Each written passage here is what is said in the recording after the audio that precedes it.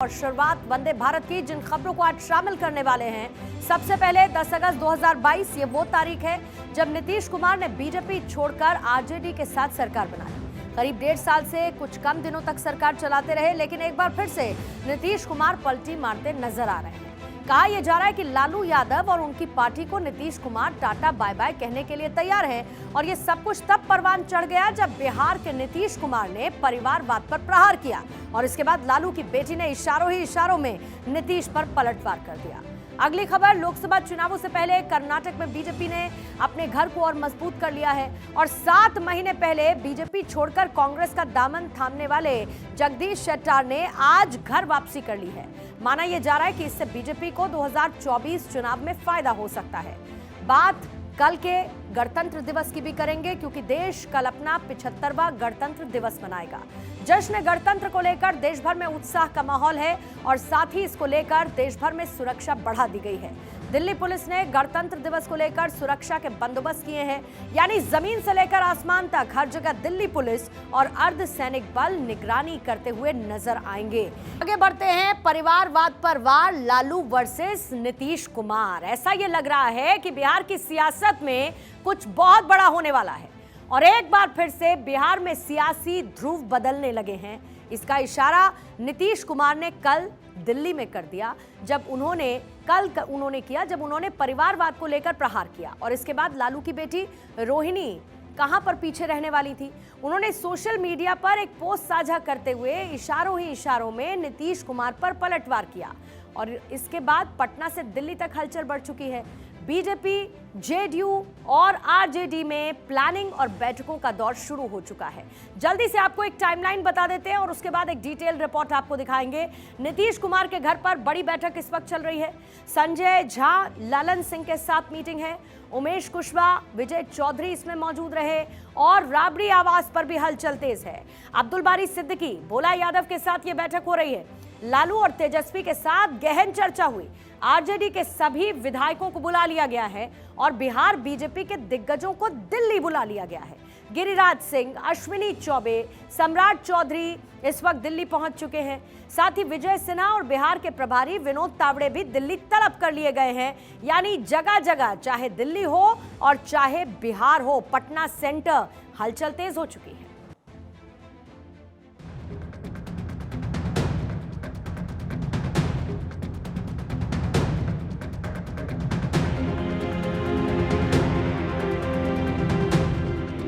परिवारवाद पर नीतीश कुमार का अटैक। आज जननायक कर्पूरी ठाकुर जी अपने किसी परिवार को कुछ करते थे। आजकल लोग परिवार का लोग कितना करते रहता है, नेता बनता। नीतीश के वार पर लालू की बेटी का पलटवार।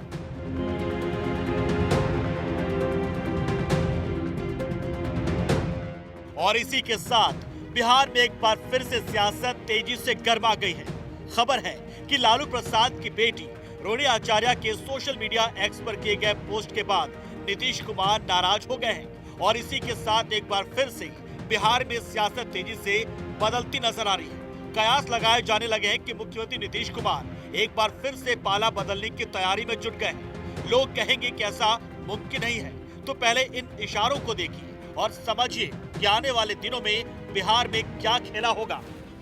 पिछले कुछ दिनों से नीतीश के मिजाज बदले से हैं। मकर संक्रांति के दिन नीतीश लालू की मुलाकात में जोश नहीं था। कर्पूरी ठाकुर को भारत रत्न देने पर पीएम मोदी का आभार जताया। परिवारवाद पर कमेंट करके मैसेज दिया। इंडिया गठबंधन में संयोजक बनने से भी इनकार किया। राहुल की न्याय यात्रा से दूरी बनाई और साथ ही झारखंड दौरे को भी नीतीश ने रद्द कर दिया। नीतीश कुमार को सरप्राइजिंग लीडर के तौर पर जाना जाता है। नीतीश कुमार कब क्या फैसला लेते हैं, इस बात की किसी को भनक नहीं लगने देते। वैसे बताया जा रहा है कि खिचड़ी पिछले कुछ दिनों से पक रही थी, मगर लालू की बेटी के पोस्ट ने इस आग में घी डालने का काम किया। नीतीश कुमार नाराज हो गए। हालांकि मामला जब बढ़ा तो रोहिणी ने पोस्ट तो डिलीट कर दिया, लेकिन तब तक काफी सियासी डैमेज हो चुका था। जेडीयू और आरजेडी के नेता खुलकर कुछ बोल तो नहीं रहे, मगर इशारों में बहुत कुछ कह गए। कांग्रेस पार्टी निसंदेह इसके संचालन में लगी हुई थी। मीटिंगों में भी देरी होती रही, कार्यक्रम में भी देरी होती रही और उसी से नाराज और निराश होकर के टीएमसी और आम आदमी पार्टी अलग रास्ता अख्तियार करती दिख रही हैं।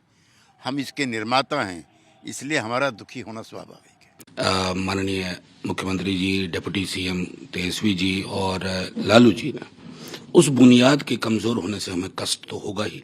हम अभी भी चाहेंगे कि अंतर्विरोध जल्द से जल्द सुलझा लिए जाए। बिहार की फिजा बदलती दिख रही है। एक बार फिर से सत्ता परिवर्तन जैसी बात बिहार के सियासी गलियारों में तेजी से सुनी जा रही है और पिछले कुछ दिनों के हालात देखें तो इशारा उसी तरफ है। ऐसे में अगला कुछ दिन काफी अहम माना जा रहा है, क्योंकि 4 फरवरी को प्रधानमंत्री नरेंद्र मोदी बिहार के बेतिया जाने वाले हैं और माना जा रहा है कि उससे पहले बड़ा खेल हो सकता है। Bureau report, Bharat 24। नीतीश कुमार को सरप्राइजिंग लीडर के तौर पर हमेशा से जाना जाता रहा है। कर्पूरी ठाकुर की 100वीं जयंती पर नीतीश के स्टेटमेंट ने राज्य की राजनीति में एक नया भूचाल पैदा कर दिया। सवाल यह है कि अब इसके आगे क्या होगा? नीतीश कुमार करेंगे क्या? किस राह पर जाने वाले हैं बिहार के सीएम?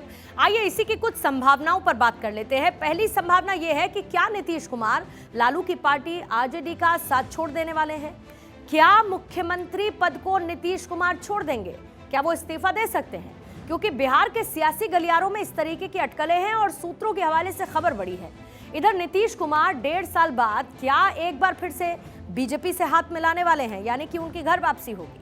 क्या बिहार विधानसभा भंग कर दी जाएगी और साथ ही लोकसभा के साथ ही विधानसभा चुनाव भी क्या करवाए जाने वाला है? ये तमाम संभावनाएं हैं, लेकिन बिहार की राजनीति किस तरीके से करवट लेती है वो तो जारी बैठकों के दौर से ही पता चल पाएगा। अगली खबर का रुख करते हैं। जगदीश शेट्टार 7 महीने पहले बीजेपी छोड़कर कांग्रेस का दामन थामा। कांग्रेस की टिकट पर विधानसभा चुनाव लड़े। हालांकि चुनाव में उनको हार मिली, लेकिन महज 7 महीने में जगदीश शेट्टार का कांग्रेस से मोहभंग हुआ और आज जगदीश शेट्टार की घर वापसी हो चुकी है। वो बीजेपी में शामिल हो चुके हैं। दरअसल दिल्ली में केंद्रीय मंत्री भूपेंद्र यादव और राजीव चंद्रशेखर की मौजूदगी में जगदीश शेट्टार ने बीजेपी की सदस्यता ग्रहण कर ली। इस दौरान पार्टी मुख्यालय में शेट्टार के साथ पूर्व सीएम बीएस येदियुरप्पा मौजूद थे और उनके साथ कर्नाटक के प्रदेश अध्यक्ष बीवाई विजयेंद्र भी दिल्ली पहुंचे थे। शेट्टार बीजेपी के वरिष्ठ नेता हैं, लेकिन पिछले चुनाव में बीजेपी ने टिकट नहीं दिया तो इसके बाद नाराज होकर कांग्रेस में चले गए। बीजेपी में घर वापसी सबसे बड़ी पार्टी के लिए कितनी अहम है ये आपको समझा देते हैं। दरअसल जगदीश शेट्टार लिंगायत समाज से आते हैं। कर्नाटक में लिंगायत समाज का अच्छा खासा इंपैक्ट है वोटिंग टर्नआउट से। कर्नाटक में लिंगायत समाज की आबादी करीब 17% की है और हुबली साथ ही धारवाड़ मध्य सीट से 6 बार ये विधायक रह चुके हैं। कित्तूर कर्नाटक क्षेत्र के एक प्रभावशाली नेता के तौर पर जगदीश शेट्टार जाने जाते हैं। बीजेपी शासनकाल में कर्नाटक के ये मुख्यमंत्री भी रह चुके हैं और अब लोकसभा चुनाव से पहले शेट्टार की घर वापसी बीजेपी के लिए कितना बड़ा दाव माना जा रहा है, क्योंकि कर्नाटक में लिंगायत का अच्छा खासा प्रभाव है और माना यह जाता है कि लिंगायत समाज बीजेपी का कोर वोटर भी है।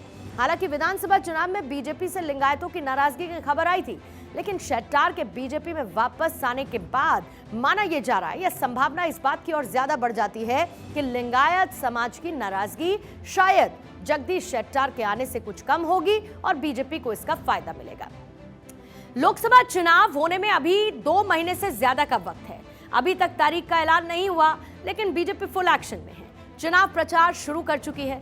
प्रधानमंत्री नरेंद्र मोदी आज पहले नव मतदाता सम्मेलन से जुड़े और विकास का मंत्र दिया, तो इसके बाद यूपी के बुलंदशहर में रैली की। नव मतदाता सम्मेलन के दिन ही बीजेपी ने पार्टी का थीम सॉन्ग भी लॉन्च कर दिया। इस थीम सॉन्ग की लाइन क्या है? सपने नहीं हकीकत बुनते हैं और तभी लोग मोदी को चुनते हैं। इस वीडियो में महिलाओं, किसानों, जवानों, युवाओं, सड़क निर्माण, स्पेस मिशन और भारत को आगे बढ़ाने की बात की गई है और वीडियो के अंत में राम मंदिर उद्घाटन को भी दिखाया गया है। जब भी चुनाव आता है बीजेपी थीम सॉन्ग को जरूर लॉन्च करती है। 2014, 2019 थीम सॉन्ग को उनके काफी सराहा गया और उस थीम सॉन्ग का जो नारा लिखा था उसने चुनाव की धारा बदलने में अहम भूमिका निभाई है। ऐसे में आइए आपको साल 2014, 2019 और 2024 के नारों के बारे में बता देते हैं। 2014 में नारा क्या आया था? अब की बार मोदी सरकार, मैं देश नहीं झुकने दूंगा। साल 2019 में नारा आया फिर एक बार मोदी सरकार। साफ, स्वच्छ, ईमानदार सरकार। और फिर 2024 का नारा जो अभी अभी आपके सामने मैंने रखा, वो ये कि सपने नहीं हकीकत बुनते हैं और तभी लोग मोदी को चुनते हैं। और आइए अब आगे बढ़ते हुए महाराष्ट्र की बात करेंगे, क्योंकि महाराष्ट्र में मराठा आरक्षण की मांग को लेकर मनोज जरांगे की पदयात्रा जैसे जैसे आगे बढ़ रही है, वैसे वैसे लोगों की संख्या बढ़ती जा रही है। जरांगे अपनी मांग पर अड़े हैं और कल मुंबई के आजाद मैदान में विशाल रैली की बात कह चुके हैं। इसको लेकर मुंबई पुलिस एक्टिव मोड में है और पुलिस ने मनोज जरांगे को आजाद मैदान में विरोध प्रदर्शन की परमिशन देने से इनकार कर दिया। इतना ही नहीं, मुंबई में कानून व्यवस्था की समस्या होने पर कानूनी कार्रवाई की चेतावनी भी दे दी गई है।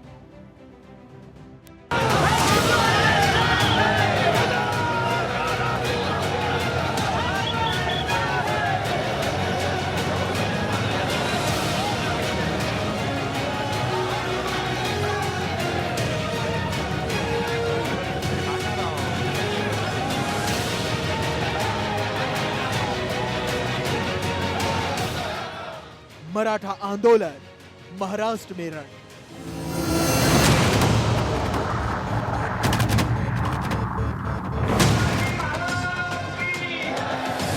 आपण आरक्षण घेऊ, कोणी आत्महत्या आणि उग्र आंदोलन करू नका। शांततेत मराठ्यांना आरक्षण मिळणार। मराठा आरक्षण पर आर पार, बैकफुट पर शिंदे सरकार।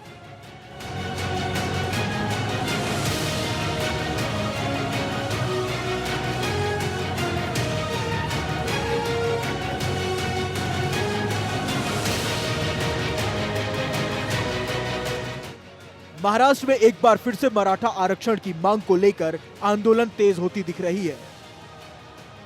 एक बार फिर से मराठा नेता मनोज जारंगे आंदोलन की चेतावनी राज्य सरकार को दे दी है और आरक्षण की मांग को लेकर मनोज जारंगे की पदयात्रा जैसे जैसे आगे बढ़ रही है,